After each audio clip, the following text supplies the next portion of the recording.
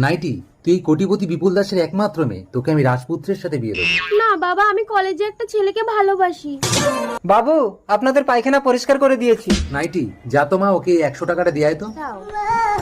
আরে ছুস না, ও ম্যাথো। আরে কি করছিস নাইটি, টাকাটা উঁচু করে ছেড়ে দিলেও তো হয়। বাবু 100 টাকা দিলেন, 300 টাকা দিন না, আমার ছেলের কলেজে লাগবে। শুনছো, ম্যাথরের ছেলে আবার কলেজে পড়ে, আর 1 টাকাও হবে না, যা এখান থেকে।